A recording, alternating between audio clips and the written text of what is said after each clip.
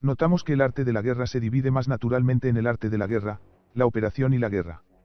Las exigencias del combate moderno, de las operaciones modernas y de la guerra en su conjunto representan tres etapas relativamente definidas, según las cuales es más natural fundamentar la clasificación de las disciplinas militares. Alexander Andreevich Svechin, 1878, Odessa, 1938, Moscú, líder militar ruso y soviético, destacado teórico militar, publicista y maestro, autor de la obra clásica Estrategia, 1927, comandante de división. Se graduó del segundo cuerpo de cadetes, 1895, y de la Escuela de Artillería Mikhailovsky, 1897. Desde 1899 se ha publicado en la prensa. Se graduó de la Academia Nikolov del Estado Mayor en 1903 en la primera categoría, asignado al Estado Mayor. Miembro de la Federación Ruso-Japonesa, comandante de compañía del 22. Grados Regimiento de Siberia Oriental, oficial en jefe para asignaciones en el cuartel general del 16. Grados Cuerpo de Ejército, luego bajo el control del Intendente General del 3. Grados Ejército de Manchuria, y la Primera Guerra Mundial, para asignaciones bajo el jefe de personal del Comandante Supremo, comandante del Sexto Regimiento de Fusileros de Finlandia, jefe de Estado Mayor de la Séptima División de Infantería, jefe de la División Separada de Infantería de Marina del Mar Negro, jefe de Estado Mayor interino del Quinto Ejército. El último rango militar en el ejército zarista fue general de división, 1916. Desde marzo de 1918, se pasó al bando de los bolcheviques. Inmediatamente fue nombrado jefe militar de la región de Smolensk del Velo Occidental, luego, jefe del Estado Mayor de toda Rusia. Entró en desacuerdos con el comandante en jefe de las Fuerzas Armadas de la República Soviética, Joachim Batsetis. El presidente del Consejo Militar Revolucionario de la República, Lev Trotsky, que había oído hablar de la inclinación de Svechin por el trabajo científico y quería eliminar el conflicto, lo nombró profesor en la Academia del Estado Mayor General del Ejército Rojo. Desde octubre de 1918, Svechin ha estado trabajando en la Academia del Estado Mayor General. Desde 1921, la Academia Militar del Ejército Rojo, ha sido el jefe principal de las academias militares del Ejército Rojo en la historia del arte y la estrategia militar. Aquí se desarrolló plenamente su talento como maestro militar y escritor. Fue detenido en 1930 por el caso del Centro Nacional, pero fue puesto en libertad. Detenido de nuevo en febrero de 1931 en el caso de Primavera y condenado en julio a 5 años en los campos. Sin embargo, ya en febrero de 1932 fue liberado y volvió a servir en el Ejército Rojo, primero en la Dirección de Inteligencia del Estado Mayor General, luego en la recién formada Academia del Estado Mayor General del Ejército Rojo en 1936. El último rango militar en el Ejército Rojo, comandante. El último arresto siguió el 30 de diciembre de 1937. Durante la investigación, Svechin no confesó nada ni calumnió a nadie. Firmado por represión en la primera categoría, ejecución, en la lista del centro de Moscú del 26 de julio de 1938 para 139 personas, no 107, a propuesta de Isiapirou. Firmas, por la ejecución de las 138 personas. Stalin, Molotov. Condenado por el Colegio Militar del Tribunal Supremo de la URSS el 29 de julio de 1938 por los cargos de participación en organización contrarrevolucionaria y entrenamiento de terroristas. Fue fusilado y enterrado en Comunarka, región de Moscú, el 29 de julio de 1938. Rehabilitado el 8 de septiembre de 1956. El destino habitual de los profetas es la lapidación. Alejandro Svechin. En la primavera de 1943, sucedió algo inusual en el alto liderazgo militar y político estatal de la Unión Soviética. Después de intensas discusiones, se tomó la decisión de transferir el Ejército Rojo a la defensa estratégica. 3 líderes militares de alto rango, Gechukov, a Vasilevsky y a Antonov, se pararon ante Stalin como soldados de plomo firmes y convencieron al comandante supremo de la conveniencia de tal decisión. Permíteme recordarles el trasfondo en el que tuvieron lugar estos hechos. Después de la gran victoria de Stalingrado, después de la derrota de los alemanes y sus aliados en el Medio Don, después de la liberación del Cáucaso del Norte, el Kuban y Rostov, el ejército soviético avanzó irresistiblemente hacia el oeste en los sectores sur y central del frente. Adelante. Hacia el oeste. Hacia el Dnieper. Este impulso barrió la sede de todos los niveles. El contraataque de Manstein tuvo un efecto aleccionador a fines del invierno de 1943, cuando Kharkov se perdió nuevamente y las tropas soviéticas retrocedieron decenas de kilómetros en este sector con grandes pérdidas. En la primavera de 1943, resultó que los alemanes estaban reuniendo fuerzas para lanzar una poderosa contraofensiva en el sector central del frente e intentar evitar el colapso del frente oriental. Sin embargo, el impulso ofensivo del mando soviético se mantuvo. Y la razón de esto no fue solo el deseo natural de liberar su tierra natal de los invasores lo antes posible. La ideología de aplastar al enemigo, en cualquier situación y por cualquier medio, dominaba al ejército rojo en vísperas de la guerra. De hecho, fue impuesto al ejército por autoridades ideológicas. Pero el ejército adoptó esta ideología y, obedeciendo a ella, emprendió más de una vez contraataques e intentos de contraofensiva aun cuando no había condiciones para ello. Señalaré aquí solo un caso, la famosa Directiva No. 3 del 22 de junio de 1941, que encomendó a nuestras tropas la tarea de lanzar una contraofensiva y derrotar al enemigo en las direcciones principales. Contra abrumadoras fuerzas enemigas. Contra los ejércitos y grupos de tanques de los alemanes, que ya han comenzado un poderoso golpe hacia el este. En el verano de 1943, la situación en el frente oriental era mucho más favorable para las tropas soviéticas que al comienzo de la guerra y, sin embargo, el cuartel general decidió una defensa estratégica. Creo que esta decisión se tomó no sin la influencia de las ideas de A.A. Svechin, un destacado pensador militar. Existe información confiable, se puede consultar las memorias del general N.G. Pavlenko, de que, desde fines de 1942, muchos trabajadores superiores del Estado Mayor tenían la estrategia de Svechin en sus mesas, y ni siquiera lo ocultaron, aunque todos sabían que el autor de la obra fue fusilado en 1938. Habiendo comenzado como una operación defensiva para las tropas soviéticas, que más tarde se convirtió en una poderosa ofensiva, la batalla de Kursk terminó con una gran victoria para el ejército rojo. Ahora, décadas después, me gustaría señalar una característica decisiva de esta batalla. En su etapa defensiva, las pérdidas de las tropas soviéticas fueron comparables a las alemanas, en contraste con todas las demás batallas en el frente oriental. El pensamiento estratégico adecuado produce resultados efectivos. Por cierto, Hitler y sus generales eran entusiastas seguidores de la ideología del aplastamiento, en ella se basaba la teoría de la guerra relámpago, utilizada en acciones contra Polonia y Francia. Sin embargo, siendo profesionales, los principales generales alemanes se dieron cuenta de que después de la batalla de Kursk no había perspectivas para ellos en la ideología del aplastamiento. La batalla de Kursk se convirtió para ellos en un punto de inflexión en toda la guerra. Y el comando alemán decidió cambiar a la defensa estratégica, lo que permitió a Alemania resistir en una situación desesperada durante casi 2 años más. Alexander Andreevich Svechin pertenece a una cohorte de personas que eran el orgullo de nuestro pueblo, en realidad, y no en los lemas que formaron su mente, honor y conciencia. Uno de los más grandes científicos de nuestro tiempo, destacado filósofo y pensador militar y general que realizó una gran hazaña científica para la gloria de su patria, es prácticamente desconocido para nosotros. Los descubrimientos científicos de Svechin siguen siendo los más importantes en asuntos militares y son utilizados por todos los ejércitos de la Tierra sin mencionar el nombre del autor. Fue el fundador de la teoría del arte operativo. Antes de él, a pesar de la experiencia de la Primera Guerra Mundial, el pensamiento militar solo conocía 2 categorías, estrategia y táctica. Sentó las bases de la teoría de la defensa estratégica y la justificación de la primacía de la defensa estratégica en la guerra moderna. La mayoría de nuestros generales no entendieron esta última disposición y todavía no la entienden. Esto se evidencia al menos por los métodos de acción de nuestros líderes militares en Afganistán y Chechenia. En términos de nivel científico, precisión e inteligibilidad de la evidencia, estilo y erudición, las obras de Svechin superan con creces todo lo que se ha publicado en nuestro país hasta el día de hoy en el campo de la historia militar, la ciencia militar y la filosofía.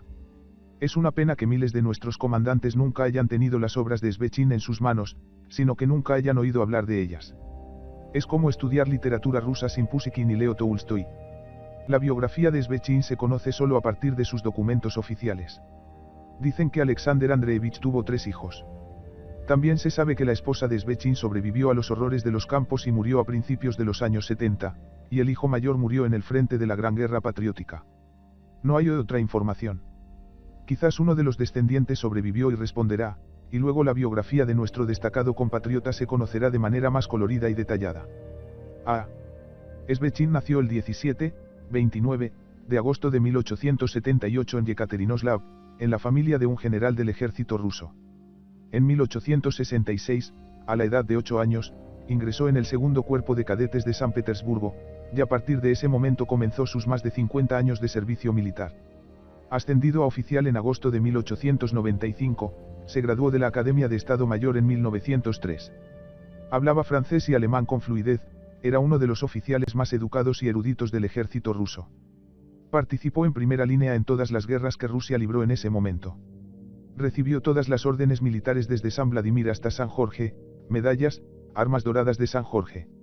Habiendo recorrido el camino en el antiguo ejército de cadete a general de división, jefe de Estado Mayor del Frente, no dudó en presentarse voluntario en el Ejército Rojo en marzo de 1918 e inmediatamente se incorporó a su vida de combate, convirtiéndose en subjefe de la fortificada de Petrogrado. Área. A partir de octubre de 1918, Svechin pasó a enseñar en la Academia del Estado Mayor, más tarde, la Academia Militar del Ejército Rojo.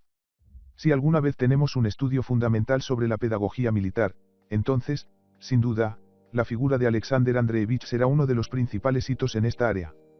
Fue un maestro destacado. Era extremadamente exigente y estricto. No tuvo en cuenta el origen proletario, la erudición marxista, el mérito militar, porque la guerra no tendrá en cuenta. Fue temido, odiado y respetado. Respetado incluso por aquellos que tenían miedo y odiaban. En algunos momentos, las relaciones con el público y con las autoridades fueron muy difíciles, pero Svechin permaneció en su puesto y trabajó hasta el final. Sabía que el destino de su país dependía de cómo enseñara a quienes se sentaban ante él. Vio su contribución como patriota y guerrero en preparar a fondo a los comandantes del Ejército Rojo, enseñándoles a defender Rusia. Y, dado que Alexander Andreevich no era solo un maestro, sino el jefe de las academias militares del Ejército Rojo para enseñar historia del arte militar y luego estrategia, logró su objetivo. Los comandantes que egresaron de las academias en esos años, a mediados de los años 30, crearon un ejército que con razón fue considerado como uno de los mejores del mundo. El destino de Svechin fue la ciencia militar, y su conocimiento colosal y su total a pesar de todo libertad espiritual lo convirtieron en un pensador mayor y original. Fue uno de los escritores militares más importantes de Rusia. Ediciones seleccionadas de obras de A. Svechin. Guerra en las montañas. San Petersburgo, 1906 a 1907. En el destacamento del Este, Varsovia, 1908. Guerra ruso-japonesa, Oranienbaum, Office. Escuela de Página, 1910. Aeronáutica en Alemania, San Petersburgo, 1910. Historia del arte militar en 3 volúmenes, M.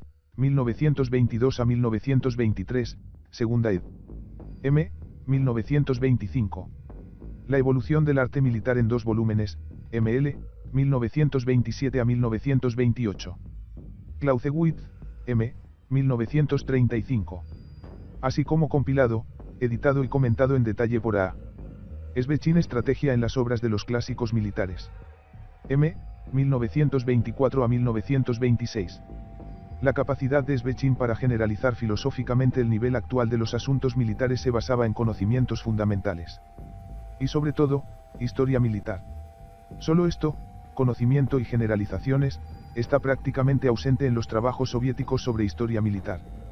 Cuando los lees, te asombra la ignorancia, la palabrería política y, lo que es más importante, la total incapacidad para comprender el fenómeno analizado. Las 2 décadas entre el Tratado de Versalles y el comienzo de la Segunda Guerra Mundial fueron un tiempo de reflexión sobre la experiencia del combate y los intentos de penetrar el futuro con un ojo mental. A mediados de los años 20 se inició una larga discusión sobre cuál sería la naturaleza de la guerra futura y cómo tendría que actuar el Ejército Rojo en ella. La estrategia de una guerra futura y la justificación fundamental para la conclusión de por qué camino su patria debería ir a la victoria, esta es la principal hazaña en la vida de Alexander Andreevich. Una hazaña, porque Svechin, prácticamente solo, defendió con firmeza y hasta el final la idea de la defensa estratégica, que consideraba el único concepto posible de una guerra futura para Rusia, que se rezagaba gravemente en su desarrollo frente a los países capitalistas de Europa Occidental. Y el único líder de alto nivel que lo apoyó en esto fue Mikhail Vasilievich Frunze. Frunze, un funcionario del partido, un bolchevique convencido y ortodoxo, que ocupa constantemente puestos militares cada vez más importantes y siente una responsabilidad cada vez mayor por la capacidad de defensa del país, cambió, no sin la influencia de Svechin, sus puntos de vista sobre los principales problemas de la ideología militar, pisando, como dicen, la garganta de su propia canción. Svechin creía que había 2 variedades principales de la estrategia de aplastamiento y la estrategia de agotamiento, reconoció que los términos en sí mismos no eran del todo exitosos, pero estaban fijados en la literatura militar.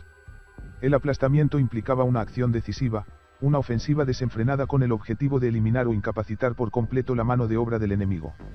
Izmor asumió, en primer lugar, la defensa, construida sobre la hábil disposición de los recursos, territorio, economía, armas, mano de obra.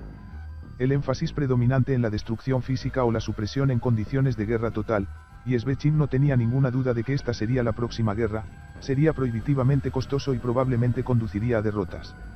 Es necesario pasar a la ofensiva solo cuando el enemigo pierde fuelle, superando nuestra defensa hábilmente construida, que hoy llamamos estratégica. En cualquier caso, ya sea que el enemigo atraviese las defensas o se detenga, la guerra se decidirá con la menor cantidad de bajas por factores económicos, territoriales y de recursos, según los cuales, creía Svechin, nadie puede compararse con Rusia. Los mismos factores que, habiéndoselos robado a Svechin, quien fue destruido por él, Stalin llamó más tarde los factores permanentes de la guerra. La discusión se prolongó durante varios años. Los jóvenes comandantes del Ejército Rojo, encabezados por Frunze, al principio se pronunciaron incondicionalmente a favor de las ideas de una estrategia aplastante. Fue una estrategia de blitzkrieg y se alimentó de varias fuentes. Primero, de la ideología. En segundo lugar, de la victoria en la reciente guerra civil. En tercer lugar, debido a la plena confianza de que bajo el socialismo, que vendrá mañana, en el caso extremo, pasado mañana, el Ejército Rojo recibirá todo lo que uno solo puede soñar hoy, tanques, armas, aviones y automóviles, y equipo apropiado, y de la mejor calidad y en la cantidad adecuada. Este fundamento de la estrategia ofensiva convenció a muchos. Excepto por un pequeño grupo de especialistas dirigido por Svechin. Consideró que el análisis y las conclusiones eran incompletos y apresurados. Suscitando odios furiosos, denuncias políticas y acusaciones directas de atraso reaccionario con respecto al pensamiento marxista progresista, de afán por retrasar el desarrollo de la revolución mundial, y esto es grave, podrían arrinconarse en cualquier momento, Svechin buscó, por el único método disponible para él, análisis científico riguroso, para mostrar la corrección de sus ideas. Svechin vio que muchos de sus oponentes, los jóvenes comandantes del Ejército Rojo, confiaban en su experiencia de participación en la guerra civil, donde finalmente obtuvieron la victoria. Y los ganadores tienden a sobreestimar sus propias acciones. Y los ganadores también se vieron afectados por la falta de una cultura de pensamiento militar, conocimiento histórico militar. El mismo Svechin fue un apasionado predicador del estudio de la historia militar. Oyentes que sostenían que todo esto eran hábitos intelectuales, que no había necesidad de conocer las guerras esclavistas, feudales y burguesas, que ya estaban hartos de la historia de la guerra civil, pudo hacerles comprender la necesidad de estudiar la historia militar en su totalidad. Y esperaba sustentar su análisis estratégico con la experiencia de estudiar toda la historia militar. Los esfuerzos de Svechin y sus asociados no fueron en vano. Frunze, que pronto se convirtió en el jefe del Ejército Rojo, abandonó las ideas aplastantes y apoyó plenamente a Svechin. Pero Tukhachevsky y su grupo tardaron 10 años en hacer esto. En 1924 a 1926, se publicó un libro de 2 volúmenes Estrategia en las obras de los clásicos militares compilado, editado y comentado por Svechin. Analizando las visiones estratégicas de casi 2 docenas de luminarias del pensamiento estratégico, el autor muestra cómo la estrategia se inclina gradualmente de una ofensiva aplastante a la hambruna, a la defensa estratégica. Hay un punto en el libro que necesita ser notado. Analizando el trabajo del mariscal de campo alemán Schlieffen sobre el arte del generalato, Svechin expresa su idea de liderar una guerra futura. Él cree que en una guerra futura, los principales líderes militares y civiles deben estar unidos. Estas ideas serán más desarrolladas y fundamentadas en la estrategia. Serán utilizados por Stalin al crear el cuartel general del Alto Mando Supremo y el Comité de Defensa del Estado, y más tarde por Hitler, quien copió las acciones de este último. 1921 a 1928, los años del trabajo titánico de Svechin. Svechin tenía prisa. Parecía sentir que en un año sería arrestado y después de su liberación, después de otros 3 años, se le privaría de la oportunidad de hablar. La corona de la creación de Svechin es su obra principal, Estrategia, publicada en 2 ediciones en 1926 y 1927 y no ha sido reimpresa desde entonces. Este es un libro único. Debería ser glorificado y puesto en un pedestal como el pináculo del pensamiento filosófico militar moderno.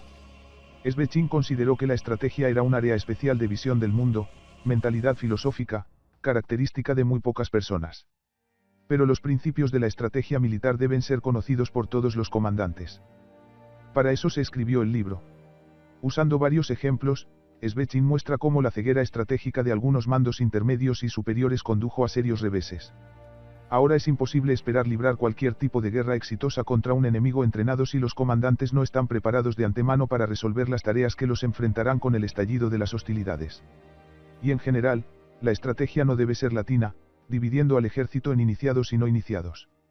Esta posición de Svechin fue rechazada por la máxima dirección soviética. La Academia del Estado Mayor, que fue recreada en 1936, no introdujo el curso de estrategia. A la pregunta desconcertada del jefe del Estado Mayor General, comandante de división de A.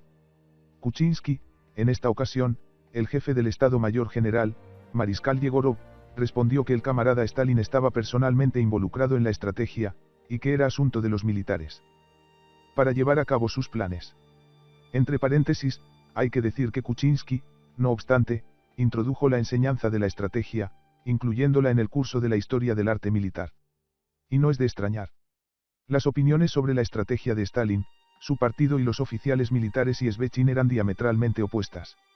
Las decisiones estratégicas son radicales por naturaleza, las evaluaciones estratégicas deben cubrir los problemas desde la raíz, en ninguna parte se requiere más independencia, integridad y libertad de pensamiento que en la estrategia, y el pensamiento insignificante en ninguna parte puede dar resultados más miserables que en la estrategia. Svechin rechazó categóricamente la opinión prevaleciente en ese momento de que la ideología avanzada necesariamente obliga al ejército rojo a atacar. Creía que Rusia podía hacer la guerra de una manera que sería inaceptable para la mayoría de los demás estados. Que para Rusia, que tiene enormes recursos y factores territoriales, pero siempre va a la zaga en agilidad, la defensa estratégica es una opción necesaria, especialmente en el periodo inicial de la guerra.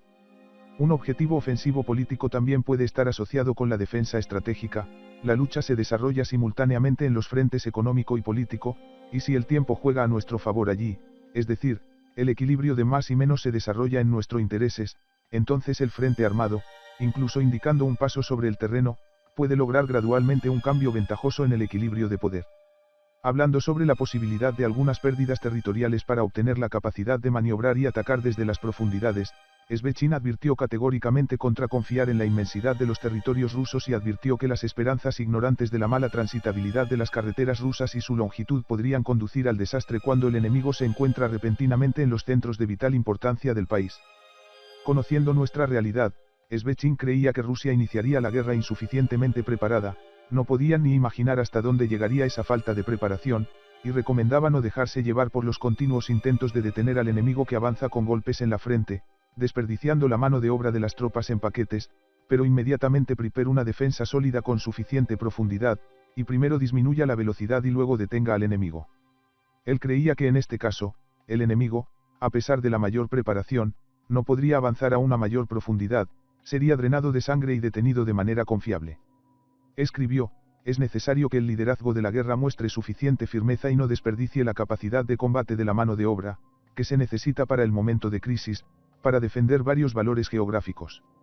Incluso con todo su pesimismo, Svechin no podía imaginar que Stalin y sus generales harían justo lo contrario, primero, antes de la guerra, destruirían todas las fortificaciones construidas sin crear otras. No realizarán un despliegue de combate de tropas, a pesar de la información confiable sobre la inminente invasión del enemigo. Y cuando el enemigo invada el país, habiendo perdido cualquier idea de los eventos en los frentes, comenzarán a arrojar a millones de nuestros hombres bajo los tanques alemanes y permitirán que el enemigo llegue a San Petersburgo, Moscú y el Volga. Svechin, sin embargo, generalmente no se opuso a las acciones ofensivas. Creía que era imperativo atacar, además, lanzar una ofensiva estratégica de carácter aplastante. Pero solo cuando llegue el clímax, un punto de inflexión crítico, para el cual la defensa estratégica permitirá acumular fuerzas decisivas en direcciones decisivas. Todo esto es como lo básico. Pero si recordamos la Gran Guerra Patria, veremos que ni el grande, de todos los tiempos y pueblos mismo, ni casi todos sus principales generales, simplemente sabían estos conceptos básicos, y millones de nuestra gente pagaron con sus vidas. Por su ignorancia. Estrategia no tiene un gran volumen, 263 páginas de texto impreso.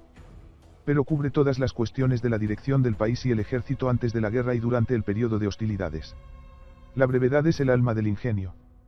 Pero esto no es un libro de referencia o un salterio. Svechin logró crear un trabajo que ayuda a comprender filosóficamente el concepto de estrategia, para formar la base del pensamiento estratégico. y ahí radica su significado perdurable en la actualidad. Simplemente no hay otro trabajo como este. Debo decir que Stalin leyó la estrategia de Svechin. Y con mucho cuidado. Pero no entendió las ideas básicas y no estuvo de acuerdo con ellas. Sin embargo, recordé y usé mucho. Durante la Gran Guerra Patriótica, las ideas de Svechin fueron necesarias y se pusieron en práctica. Agosto las ideas tomadas de él sobre los factores permanentes de la guerra fueron proclamadas como doctrina oficial. El liderazgo de la guerra se organizó como lo sugirió Svechin. Y 2 años después, según Svechin, comenzaron a prepararse y llevarse a cabo operaciones a gran escala. Por ejemplo, la batalla de Kursk. Pero tan pronto como se agotaron las libertades militares, los ganadores decidieron, lo más probable es que se les ordenara decidir, olvídense de Svechin. Quitó el libro de las mesas. Al crear su ingenioso libro, Svechin no estaba ansioso por ser un profeta. Además, activamente no quería ser profeta. En estrategia, la profecía solo puede ser charlatanería, creía, y un genio no puede prever cómo se desarrollará realmente la guerra. Pero ahora han pasado 7 décadas y podemos afirmar que Alexander Andreevich Svechin resultó ser un profeta. Y compartió su propio destino. No me gustaría, pero tengo que hablar de uno de los episodios más tristes de la historia de nuestra ciencia militar. En los años 20 y 30, muchas figuras militares, líderes militares y comandantes de diversos rangos se involucraron en el trabajo científico militar.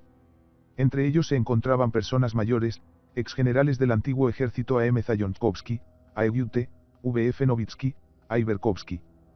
También había comandantes jóvenes, K.B. Kalinovsky, N.E. Bartholomeev, G.S. Iserson, V.K. Triandafilov. El trabajo científico serio y el debate activo sentaron gradualmente las bases para la convergencia de diferentes puntos de vista sobre la naturaleza de una guerra futura, sobre la organización del ejército y los métodos de su acción. Sin embargo, este en general fructífero proceso dejó una impronta muy fuerte de las peculiaridades de la vida política y partidaria del país.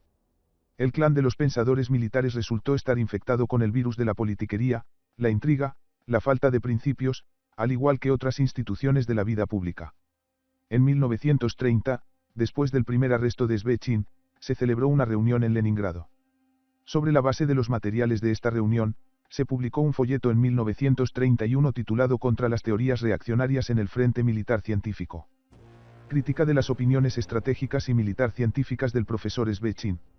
Sin mencionar el hecho de que es inmoral tener una discusión con un oponente sentado en una celda de prisión y sin poder responder, todo el curso de la reunión es profundamente sorprendente. Fue inaugurado por el informe de Tukhachevsky sobre las opiniones estratégicas del profesor Svechin. El tono del informe es de vanagloria calumniosa, literalmente anticipando 1937. La conclusión principal es que Svechin no escribió para prepararse para las victorias del Ejército Rojo. Su libro es la defensa del mundo capitalista del avance del Ejército Rojo. Entre líneas se lee la falla principal de Svechin a los ojos de Tukhachevsky. Svechin no aceptó y no reconoció su estrategia de Varsovia.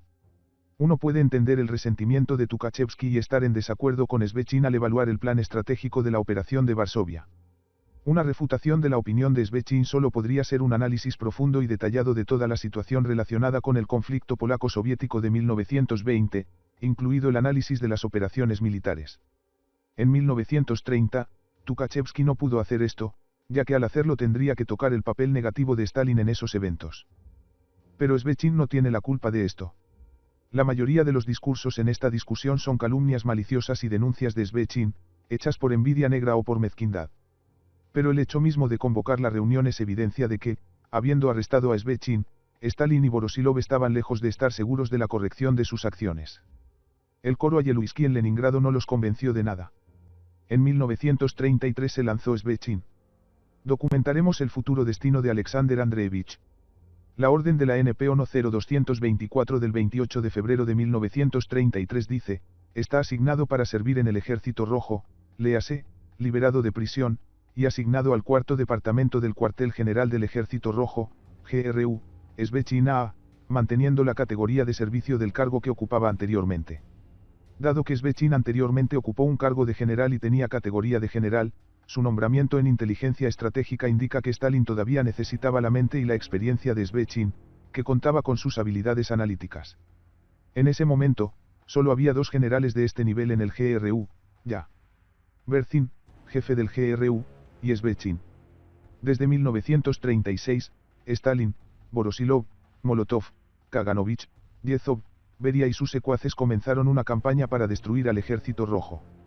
En 1937 a 1939, más del 90% del personal de mando superior y superior fue destruido. Ni un solo ejército en ninguna guerra sufrió tales pérdidas, incluso el ejército nazi después de la derrota.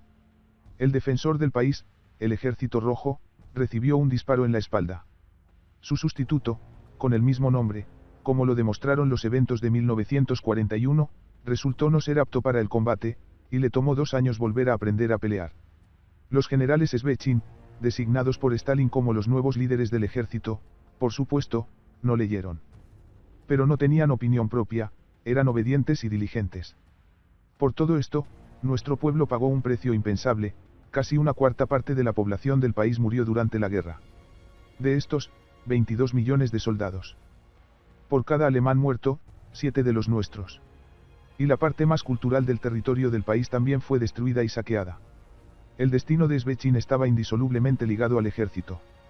Después de la destitución de Yaka Berzin, Stalin sintió rápidamente el inconveniente del hecho de que Svechin era uno de los líderes de la inteligencia estratégica. Después de todo, no estaba acostumbrado a mentir, pero no le tenía miedo a Stalin. Por orden de la NPO No 01657 del 23 de mayo de 1936, el comandante Svechin A., que está a disposición del Departamento de Inteligencia del Ejército Rojo, es nombrado subjefe del Departamento de Historia Militar de la Academia del Estado Mayor General del Ejército Rojo. Movido a la parte de atrás. Por orden de NPO N grados 0217 de fecha 26 de febrero de 1938 PAM. Jefe del Departamento de Historia Militar del Estado Mayor General del Comandante de División del Ejército Rojo Svechin A.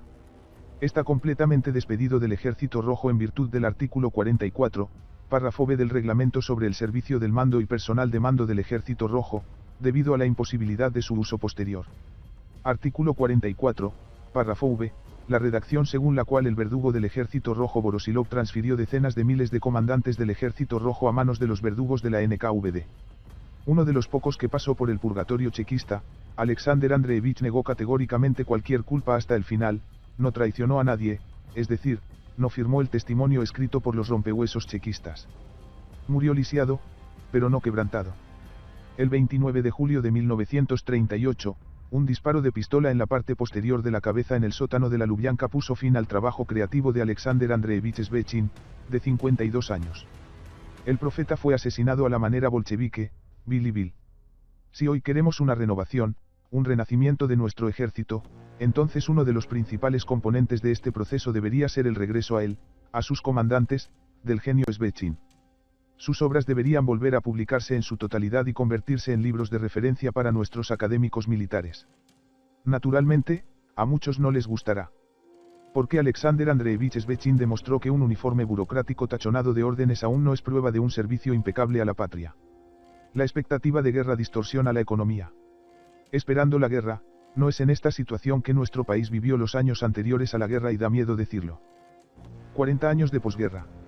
La deformación de la economía en interés del complejo militar industrial resultó ser tan significativa que incluso 13 años después del comienzo de la perestroika, este problema no ha sido abordado de ninguna manera. Y Svechin advirtió sobre este peligro hace más de 60 años. Su obra Estrategia contiene una serie de reflexiones referentes a nuestra actualidad. Svechin sabe con certeza quién gobierna el Estado. Este no es de ninguna manera el proletariado, como la propaganda pregona en voz alta, sino el partido y la burocracia soviética que se esconden detrás de su nombre, tomando forma en una nueva clase dominante. Hoy lo llamamos nomenclatura partocrática. Una clase que, debido a destinos históricos, se ve privada de un nivel apropiado de conocimiento y competencia. Tiene mucho que explicar. Y Svechin explica. La clase dominante en el Estado se inclina a considerar sus intereses como intereses estatales y recurre a la ayuda del aparato estatal para defenderlos. La dominación de la clase dominante solo es fuerte cuando no interpreta sus intereses de manera demasiado estrecha. La hegemonía que dirige la política exterior no puede, sin provocar una crisis desastrosa, sacrificar los intereses del conjunto histórico común. Esta es una conclusión fundamental, a la que no todos han llegado incluso hoy, se hizo hace 70 años. La afirmación sobre el dominio de la política sobre la estrategia, a nuestro juicio, tiene un carácter histórico mundial. No está sujeta a ninguna duda cuando el creador de la política es una clase joven que se encamina hacia un futuro amplio y cuya salud histórica se refleja también en la forma de la sana política que persigue, pero siempre suscita dudas en aquellos estados que representan la dominación organizada de una clase ya moribunda, que se encuentra en posición de defensa histórica, cuyo régimen está podrido y que se ve obligada a seguir una política malsana, sacrificar los intereses del conjunto para mantener su dominio. En este caso, una política malsana es inevitablemente continuada por una estrategia malsana.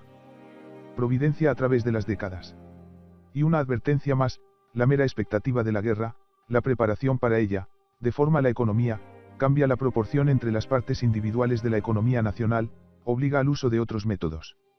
Este deseo de la economía de acercarse al combate se forma ya en el tiempo de paz, es una ley general e inevitable, demasiado enérgica. La violación de las formas naturales de desarrollo económico tiene un efecto muy negativo, lo que dificulta el éxito económico general del país. 55 años separan la última realización práctica de la estrategia de Moltke, la guerra franco-prusiana, de la última operación de Napoleón, que se resolvió en Waterloo. 55 años nos separan de la operación Sedan. De ninguna manera podemos hablar de una desaceleración en la evolución del arte militar. Si Moltke tenía razones para comenzar a revisar el pensamiento estratégico y operativo dejado por Napoleón, entonces hay razones aún mayores en nuestro tiempo para comenzar a revisar el pensamiento estratégico que nos dejó Moltke. Podemos referirnos a una serie de nuevos factores materiales que nos obligan a adoptar un nuevo punto de vista sobre el arte estratégico. Señalemos, por ejemplo, los ferrocarriles, que en la era de Moltke jugaron un papel esencial solo en el despliegue operativo inicial. Ahora la maniobra ferroviaria se entromete en toda operación y forma parte esencial de ella. Señalemos la creciente importancia de la retaguardia, los frentes económicos y políticos de lucha, la permanencia de la movilización militar, que posterga por varios meses el momento de mayor tensión estratégica a partir del 20º día de la guerra, etc. Toda una serie de verdades, válidas incluso en la era de Moltke, son ahora una reliquia. La brillante creatividad militar de Napoleón facilitó mucho el trabajo de Jomini y Clausewitz en la compilación de tratados teóricos sobre estrategia. Las obras de Jomini son solo una codificación teórica de la práctica creada por Napoleón. Un material no tan completo, pero igualmente rico, con una serie de soluciones magistrales, dejó a Moltke el mayor a disposición de Schlichting. El investigador moderno de la estrategia, basándose en la experiencia del mundo y de las guerras civiles, por supuesto, no puede quejarse de la falta de material histórico nuevo. Sin embargo, su tarea es más difícil que las tareas que recayeron sobre Jomini y Schlichting. Ni la guerra mundial ni la guerra civil produjeron figuras tan prácticas que estuvieran a la altura de las exigencias de las nuevas condiciones y que, con la autoridad de sus decisiones magistrales, coronadas de victoria, reforzarían la nueva exposición de la teoría estratégica. Y Ludendorff, y Fassig, y los líderes militares de la guerra civil, lejos de dominar los acontecimientos, sino que se dejaron llevar por su torbellino. De aquí se sigue la menor vinculación del escritor estratégico moderno, pero su libertad tiene que pagar con enormes dificultades en su trabajo y, quizás, con grandes dificultades en la forma de afirmar y reconocer sus puntos de vista. Estamos atacando un número importante de prejuicios de estrategia que, quizás a ojos de muchos, aún no han sufrido una derrota definitiva en la vida, en el teatro de la guerra. Nuevos fenómenos nos obligan a dar nuevas definiciones. Establecer nueva terminología. 1. Hemos tratado de no abusar de las innovaciones, sin embargo, y con un enfoque tan cauteloso, no importa cuán confusos sean los términos obsoletos, probablemente encontrarán sus defensores. El mariscal Maarmant, a quien se le reprochó el uso, en lugar del término línea defensiva, del término línea de operaciones, que tiene un significado completamente diferente, tuvo el descaro de llamar charlatanes a las personas que buscaban armonizar el lenguaje militar con la realidad militar. La naturaleza de nuestro trabajo no permite la cita de autoridades para apoyar nuestros puntos de vista. Si a la estrategia se le reprocha que es solo cortesía de militares, escondiendo un lugar vacío, un cuento de hadas de cuartel, entonces en ese descrédito de la estrategia, obras puramente recopilatorias, brillando con un conjunto de aforismos tomados de grandes personajes y escritores de diferentes épocas, jugaron un papel importante. No confiamos en ninguna autoridad, nos esforzamos por educar el pensamiento crítico, nuestras referencias indican la fuente del material fáctico con el que manejamos, o brindan la fuente principal de pensamientos individuales demasiado conocidos que se han asentado en nuestra teoría. Nuestra intención original era escribir una obra de estrategia sin citas, por eso detestábamos las colecciones de dichos, dudar de todo y construir una doctrina de la guerra solo a partir de la existencia de las guerras modernas. No hemos sido capaces de lograr este objetivo por completo. No queríamos entrar en controversia de la misma manera, por lo que no enfatizamos las contradicciones entre las definiciones y explicaciones que son nuestras y las opiniones de escritores muy grandes y famosos. Para nuestro pesar, hay muchas más de estas contradicciones en nuestro trabajo de las que se requerirían para reconocerlo como un trabajo completamente original. Desafortunadamente, porque puede dificultar que nos entiendan cuando leemos superficialmente. Esperamos que estas dificultades se alivien en parte con la familiarización con nuestro trabajo sobre la historia del arte de la guerra, y también con varios cursos de conferencias sobre estrategia, que hemos dado durante los últimos 2 años, y que ya han popularizado algo nuestra formulación de ciertas preguntas. Estamos considerando la guerra moderna, con todas sus posibilidades, y no buscamos reducir nuestra teoría a un modelo de doctrina estratégica soviética roja. Es extraordinariamente difícil prever la situación de guerra en la que se puede encontrar la URSS, y cualquier restricción a la doctrina general de la guerra debe abordarse con extrema cautela. Para cada guerra es necesario desarrollar una línea especial de comportamiento estratégico, cada guerra es un caso especial que requiere el establecimiento de su propia lógica especial, y no la aplicación de ninguna plantilla, incluso una roja.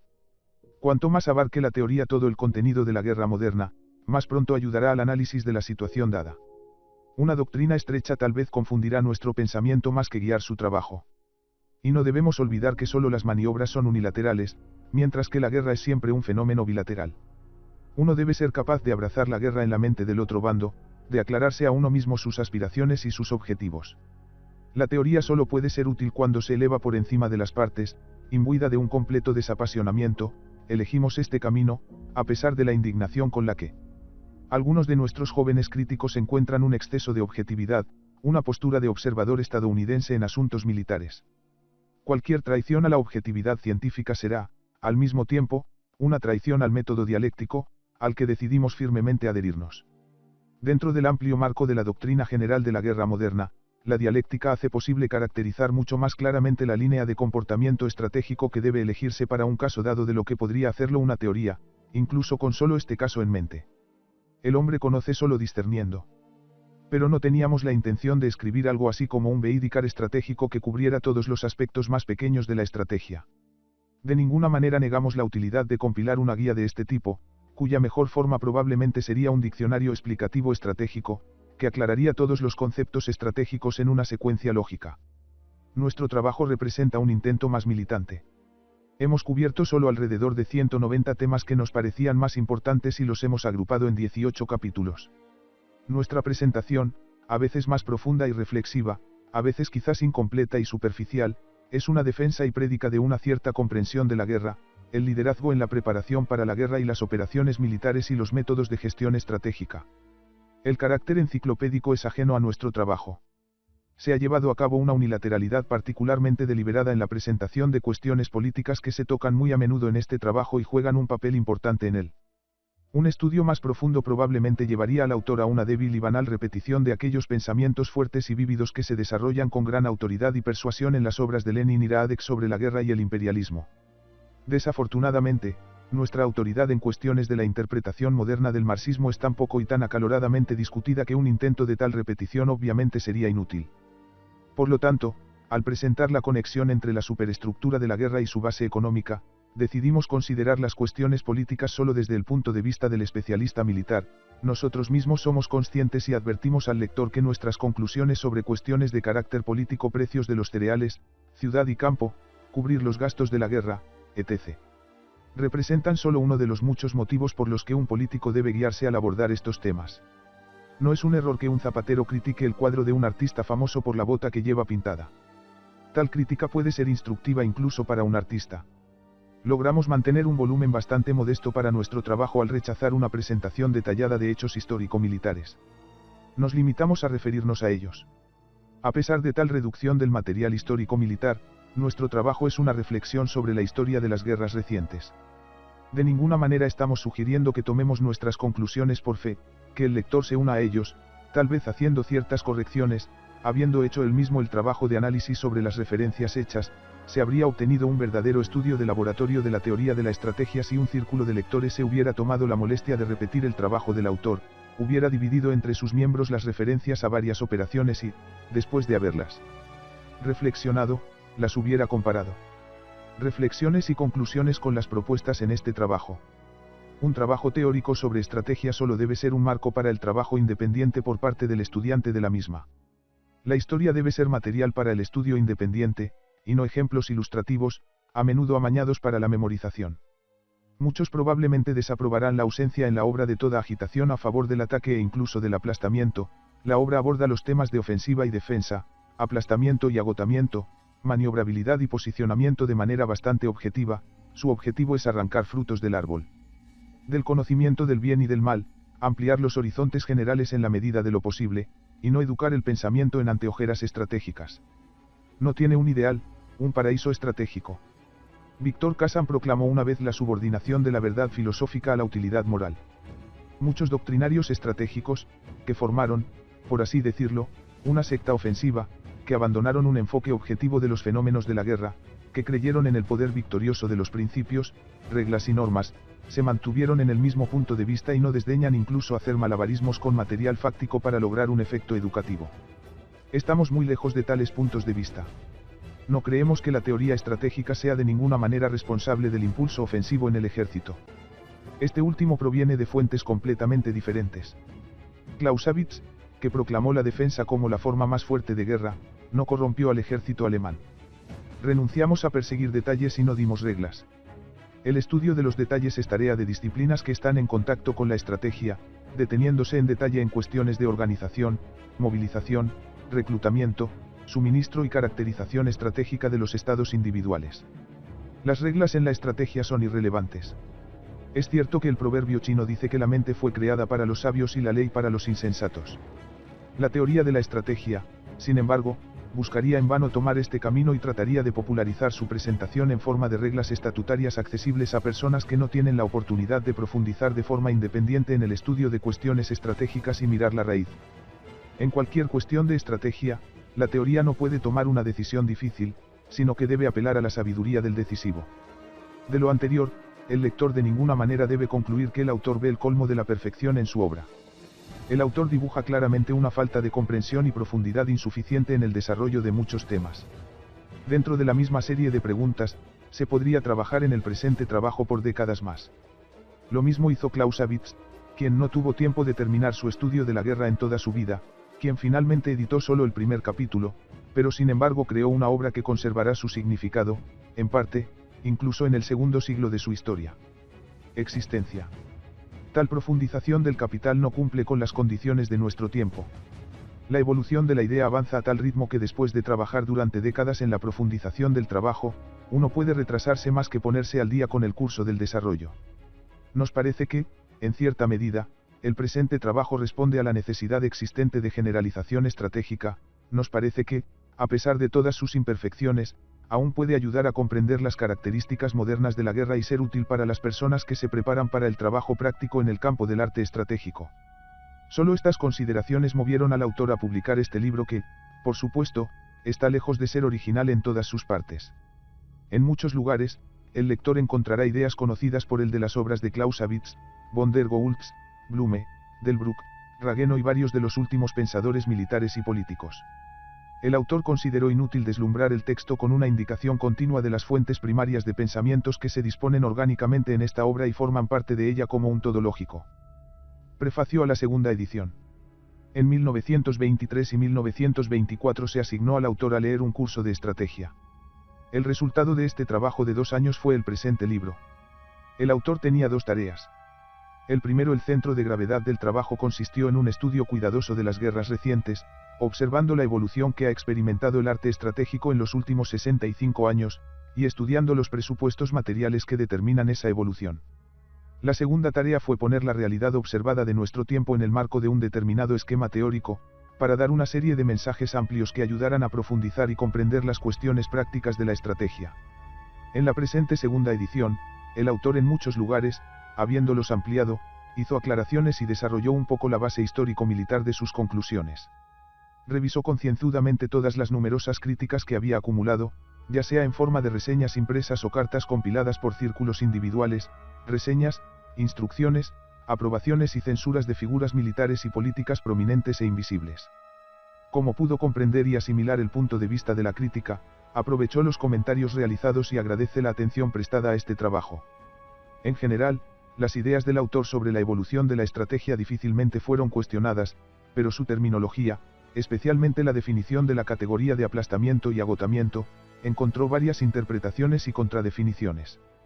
En temas controvertidos, el autor desarrolla y complementa su punto de vista anterior en esta edición. No puede estar de acuerdo con otros límites trazados entre el aplastamiento y el hambre. El punto de vista más elaborado por la crítica fue que una guerra se convierte en agotamiento si su centro de gravedad está en los frentes económico y político, y en aplastamiento si el centro de gravedad de la guerra se traslada a las acciones del frente armado.